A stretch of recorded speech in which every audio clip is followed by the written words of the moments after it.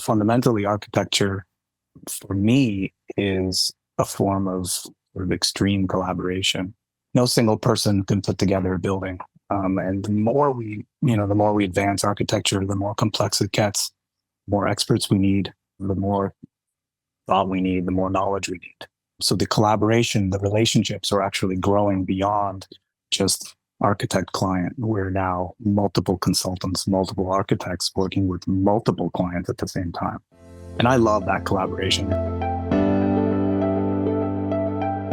Hey everyone, thanks for listening to another episode of Buildings 2.0. Today, I'm speaking with Vram Malek, principal at SOM, a globally recognized architecture, engineering, and planning firm. Vram, thanks for chatting with me today.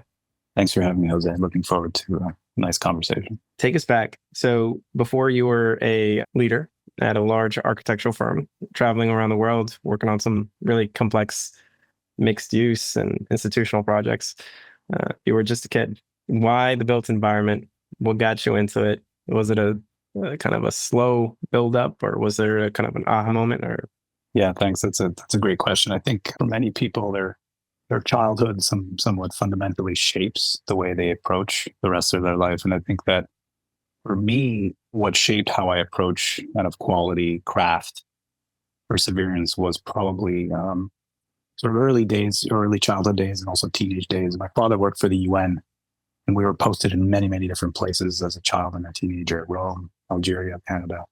And so, although I obviously didn't know it at the time, it kind of shaped my sensitivity and respect towards other cultures, other customs, how people do things differently, how people build things differently.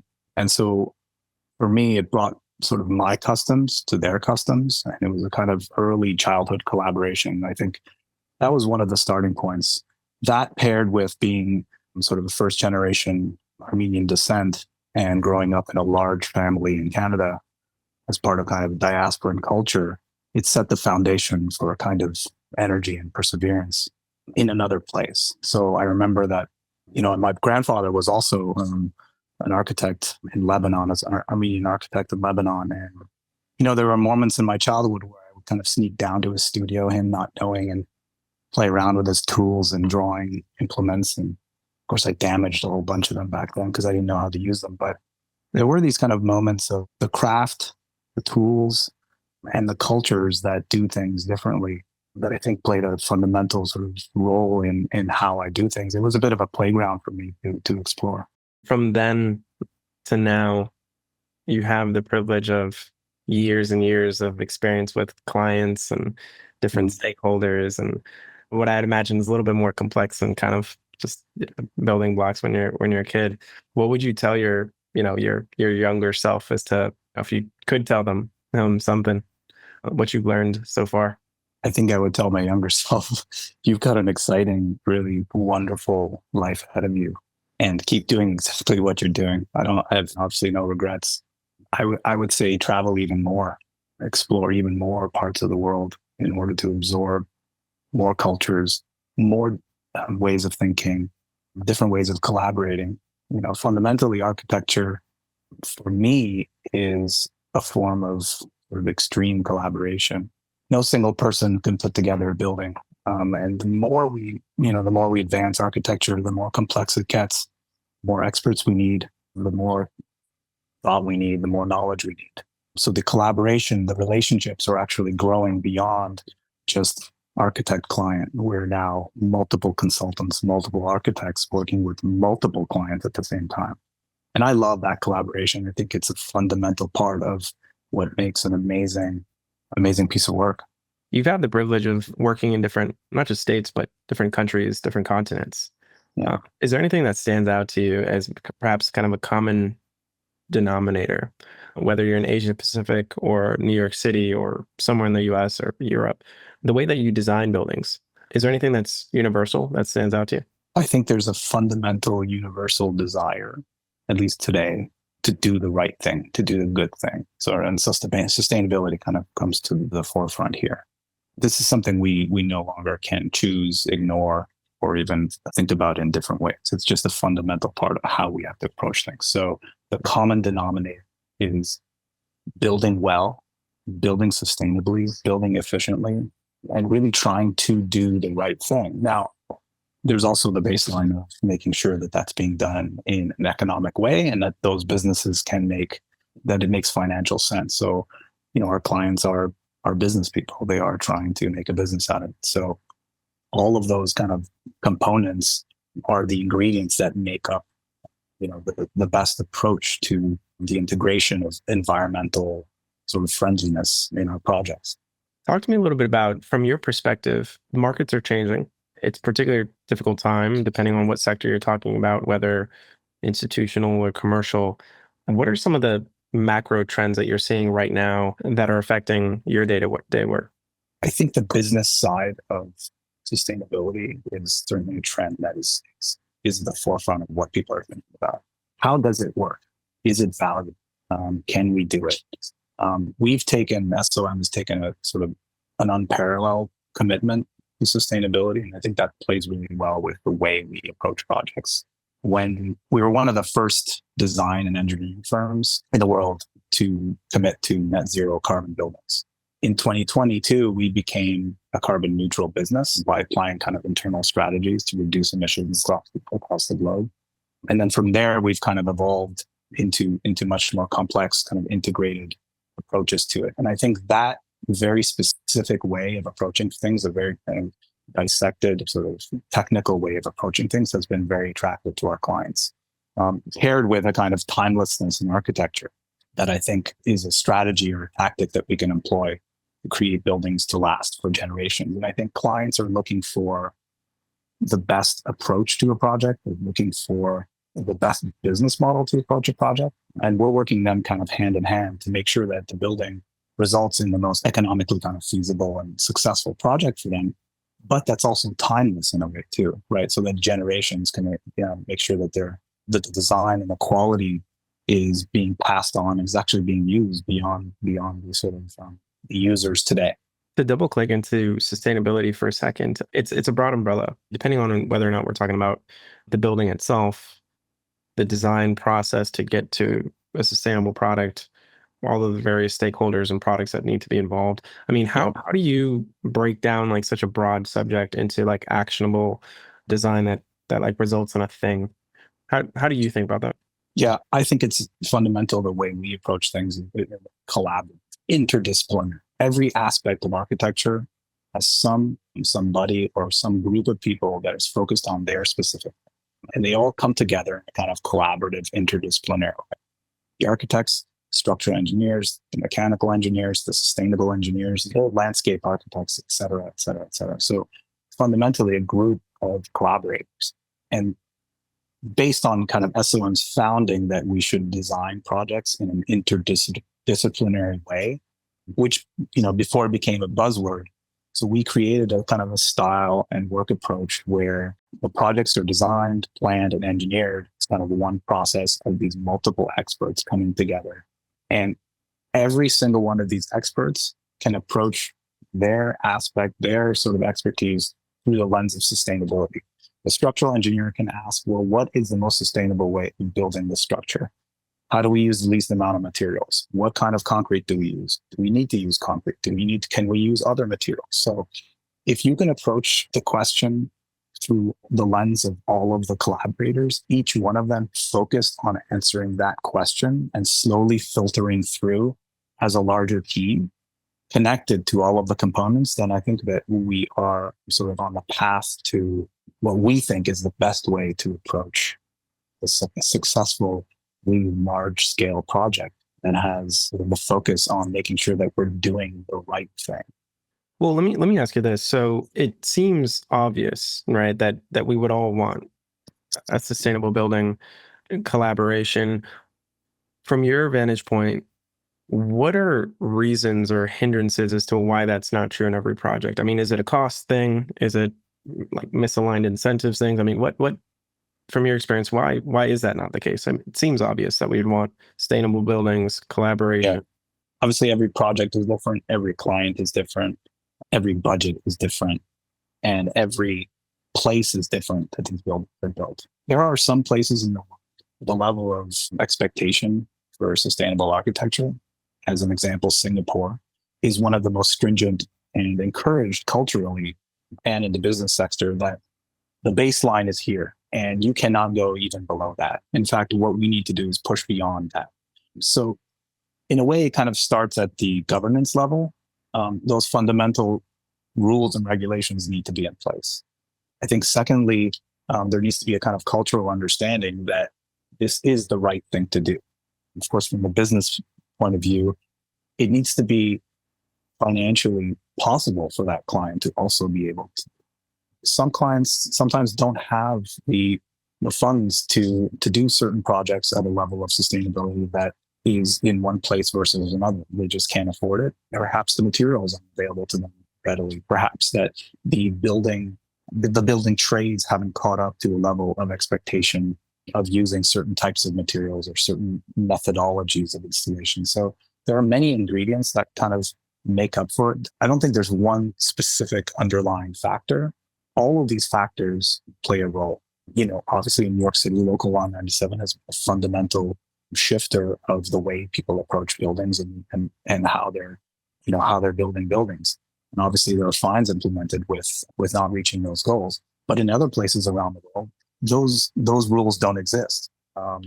And so it's up to either the clients or sort of local regulations to play a role. So every place has its own approach. I think some countries are leading others in fundamental ways of transforming the way they do things, but they're all being done at a different scale.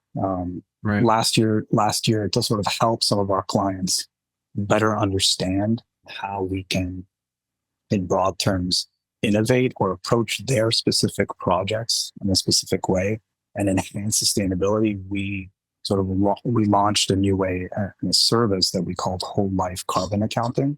And we allowed this system or service to adapt to every client so that we're evaluating and measuring the emissions from a building's construction to its operation, and then giving our clients the holistic view of the project's impact. And it can be applied to any scale. So if you're able to kind of approach each client with their needs, with a service or a way of doing that, then you can approach each of their needs and solve their needs so that it's not a kind of umbrella approach to everything. I think this was a really important phase for us. And it's kind of informed new strategies and reinforced kind of other ways of implementing sustainable strategies. One of the topics that I'm interested in is the tension between services and building a product.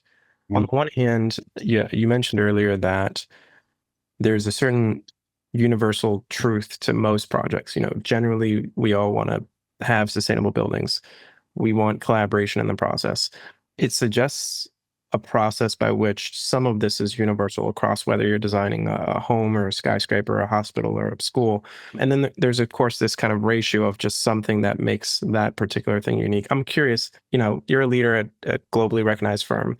How do you approach this tension between, on the one hand, you want to be a service provider with unique, nuanced approaches to every project, but on the other hand, acknowledging that there's just certain things that they all kind of taste like chicken, if you will, right? How do you balance the two between universal truths and having that nuanced approach for every project? Yeah, I don't think those things are in a way at odds with each other. I think the idea of kind of innovation or new ways of thinking is sometimes kind of confused with sort of formal solutions. The buildings that obviously, that may look the best on the magazines, or that often their forms are the ones that do.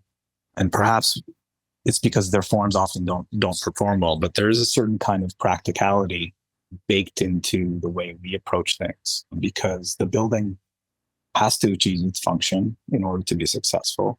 It needs to perform for the client financially, and the building must be beautiful and enhance kind of the life of the city and the quality of people that work within it. So in a way, it's kind of the architecture is a bit too important to create a kind of false choice between what should be and what shouldn't be in aesthetics and function. You said the building should be beautiful. That's a really loaded term. From, just to put my architecture professor hat on for a second, Sure. What are the parts and pieces that, when you're standing from the inside or from the outside, ultimately arrives at a beautiful building? I mean, in the end, it's going to be a combination of a subjective and objective point of view, right? it depends on how the person feels in the building. I think the sense of feeling in the building and how you engage with it is extremely important. I mean, some of the things that make buildings beautiful now are daylight, are well sort of composed spaces where you feel comfortable in it.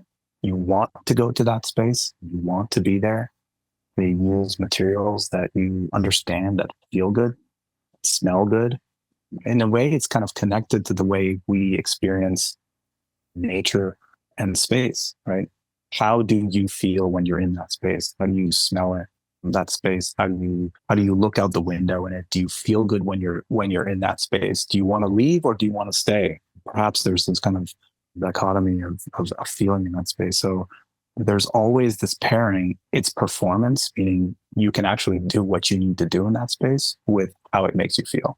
Perhaps just to use maybe simple examples to drive a question home here is when you talk about designing a beautiful building, depending on who you ask, there might be kind of totally different ways of approaching that question. To oversimplify it, you've got the form. You talked about formalism, right? And the kind of the branded architecture and formalism that's easily recognizable. You can go down kind of the decades and talk about machine-based architecture, blob-based architecture, et cetera, et cetera, et cetera. Where are we today? How do we define, or perhaps how do you and your team define what is beautiful architecture? Is it the formalism? Is it the way people engage with the space? The combination of everything? Where are we today? If you look back, perhaps at this decade, what would historians say this is kind of our focus? So I think while we can think about sort of where are we today, it's a little bit more interesting or even challenging to think about where do we need to be, right? Where do we need to be in 20 years? Where do we need to be in 10 years? What we're doing today what we're designing today is going to be built in 5 to 6 years. Right. Is that where we want to be? Are our buildings going to have tightly enclosed glass, spaces, or are buildings going to be porous? Are they going to want to be more open to the elements? Climate change is a fundamentally serious impact to how we experience the outdoors now. In some places, in the Asia Pacific market where we're working, it's very difficult to be outside at certain times of the year. In fact, in some places like Singapore, being outdoors is fundamentally no different all year round. It's hot, it's humid, it's a subtropical climate. Is being outdoors an important part of designing buildings? And what does that mean? When you are outdoors, how do you control that climate when you are outdoors so that we feel comfortable? So I think instead of looking at where we need to be today, I think we need to think about where do we think we're going to be in 5 to 10 years? And our clients are asking those questions too, right? Do we need to have terraces at every floor? Do we need to have outdoor spaces? Do we need to have more access to natural daylight? Do we need to be lower to the ground? What kinds of microclimates can we create within our buildings so that people feel comfortable and happy and want to come to work or want to do what they need to do in those buildings? So we need to think about, in a way, crystal balling this and sort of collaboratively thinking about where we need to be in the next 50 years. I love that. To ask the question, perhaps from the opposite perspective, where can we not afford to be?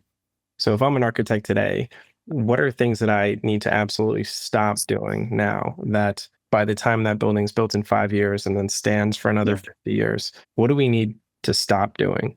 I think we need to stop using materials in ways that perhaps are additive. And we need to start thinking very strategically about whether we need certain things or not. It's a bit of a paring back attitude. We did this in our office space at Seven World Trade Center and all of our other office build outs around the world, where we take a reductive approach and we ask the question, do we actually need this flooring on this floor? Why? Is it going to perform? Is it a sound acoustic thing? Can we solve it in other ways by reducing material? Right now, the basic things that we can do is reducing materials, reducing the stuff that goes into our buildings, unless they're fundamentally required. And even if they are fundamentally required, thinking about whether that specific material is the right material to use when you decide to use it. Do we need carpeting? Do we need that wall panel? Do we need that ceiling? Is that the right type of lighting to use? How much glass do we need? Sometimes the reductive approach may be the best approach, and reducing the amount of material usage in our buildings is fundamentally what makes up the embodied carbon of our buildings. How do you reconcile like the long lead time it takes to get feedback? So for example, we're having a conversation now, and let's say we design a building today. If it's a ground up building, we're looking at perhaps a few years down the road until we start getting feedback from users. Of course, we could do post occupancy studies and all that, but I mean the lead time to get feedback is so long, and perhaps we just don't even have that amount of time. How do you adjust for that? What are things that perhaps you and your team do to just speed up that process? Are you asking specifically about the end user? How will they feel in that space, or what they're That plus how do you get that feedback to kind of inform your decisions today so that by the time that building is up, we avoid some of the mistakes. And look, fundamentally, we're a service industry, so we work with some of the most amazing and smartest clients in the world. They have the intelligence of the market now. They have the intelligence and projections of what the markets will be and what kinds of tenants they're going to want to get in the future. And we work very closely with them to ask each other questions. It's a bit of a push and pull, or sort of a negotiation of, okay, you want this type of space. We can design that space, but is that the right? Are you sure that's the right space? And then when we come back to them with an idea, they push back on us. So we really love that engagement with our clients. That's an exciting and positive, sort of challenging. It's a bit of a balancing act. We're providing the expertise in what we believe would be the best way of building the space, and they're pushing back and challenging us with sort of thinking about it in different ways and innovation. One of the fundamental things we try and implement into our buildings is flexibility, to allow for, if it's going to change, how will it change? How can we adapt to it? And sort of thinking about what that change could be, and providing a flexible enough space to accommodate that, and not being too stringent on the parameters of the space that you design. So allowing for that kind of flexibility in space, perhaps slightly taller ceilings in the space, perhaps slightly different kinds of daylighting options, perhaps access to certain kinds of spaces in the building, so that if a new tenant comes in, or if a new occupant comes in, or if the space type changes, of course, without endless parameters, but within a certain set of rules and guidelines, provide enough flexibility so that they can adapt and attract as many different types of tenants and clients as possible. Are there macro trends that you hear from your end clients where they're being affected by, whether it's rising interest rates, whether it's the rising costs of construction in New York in particular, and other major markets? You're seeing kind of a fundamental shift in the way we see office space as a type. Are you finding that your clients are being directly impacted by some of these macro trends, or in some ways the projects you guys are working on are somehow insulated from these? Nobody's insulated from it. I think our clients are adapting very quickly in very intelligent ways at responding to these kind of long-term larger trends. We saw how quickly we were able to adapt from pre-COVID to post-COVID design. Everybody went home, and from that point onwards, for a year and a half, we were designing buildings through online, services, and our clients adapted very, very quickly to that as well. I think the adaptation and the fast adaptation to adjustments in market changes, to interest rates, to available office space, converting office space has been very quick. And I think a lot of our clients and collaborators are very quickly looking and pivoting to those different ways of thinking. It's not an easy shift, but I think with the intelligence and the foresight that our clients have, I think we're able to very quickly kind of adapt to different ways of looking at space usage. Just to shift towards kind of a little bit of the business of architecture, I think to design and build great work, we as architects have to land the work. What have you learned as part of your experiences, like kind of the art of winning new projects, particularly in a market that, as you mentioned, is shifting?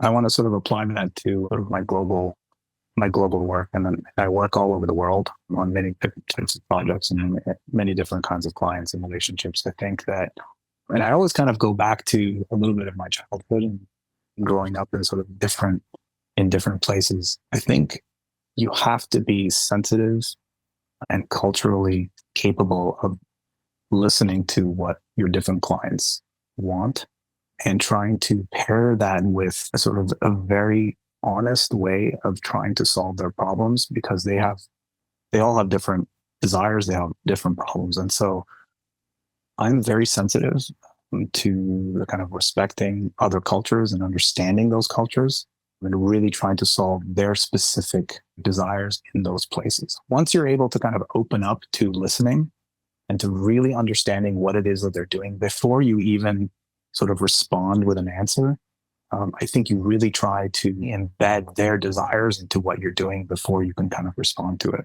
I learned a little bit of that early on, obviously when I was in school and working, with my colleagues in different countries. But I also learned that when I first joined SOM, when I had the opportunity to travel and work immediately on, day 3 to Brussels to work on what's one of our most notable projects in Europe at the time, the new NATO headquarters. For me, that was a kind of, I don't know, it was a bit of an aha moment where, this international kid came along and was looking for the types of work that SOM had to offer. And I was really excited to kind of join a project where the idea of the design evoked kind of these interlaced fingers and symbolic kind of clasp of unity, a symbol of collaboration, unification, kind of integration. So I embrace that kind of international collaboration, and I use it working on projects in New York with our clients, and I use that kind of sensitivity working on projects all over the world.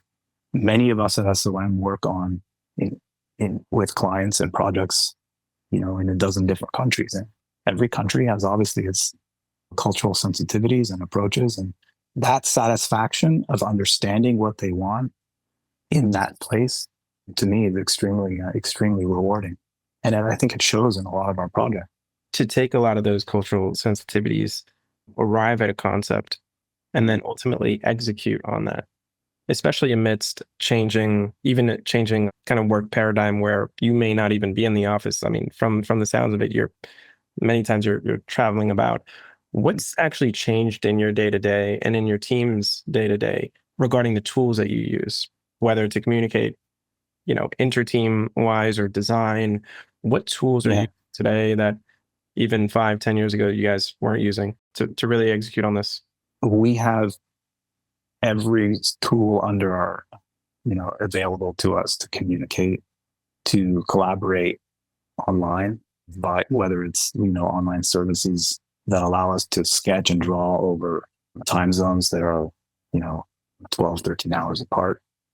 I think fundamentally online work and communication via different methods has been a huge shift in the way we work.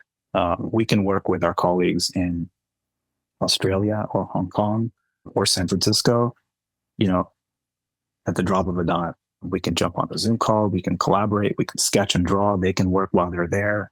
We go to sleep, we wake up, and we can pick up the collaboration again. So there's tremendous sort of efficiencies in working that way. And I think it's incredible.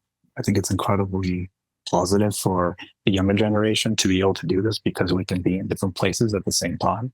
We can potentially work remotely while being in Asia and having calls with our clients in New York. We can, and vice versa. I think we're in a pretty amazing place to be able to do that. But fundamentally, we do, as architects, need to work closely with each other on a day-to-day basis, sometimes next to each other. But we can also work in this kind of global way.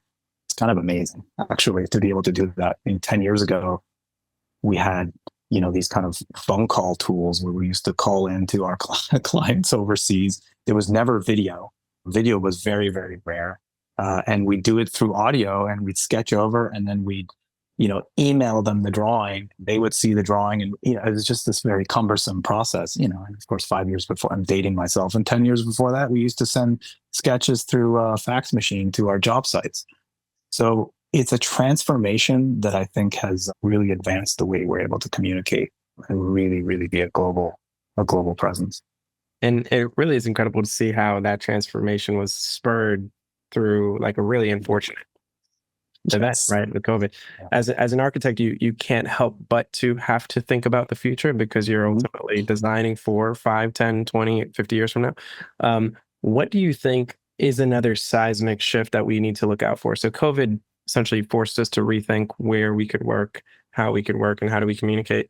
Emerging tools are one thing, and there'll always be a next tool that we need to somehow figure out a way to adapt to. But I want to ask, you've been in the field for some time and you've had a chance to see probably a few different chapters and evolutions. In your view, what is likely not going to change in 5, in 10, in 20 years about the way that we use our buildings or what we expect from our buildings? What's not going to change?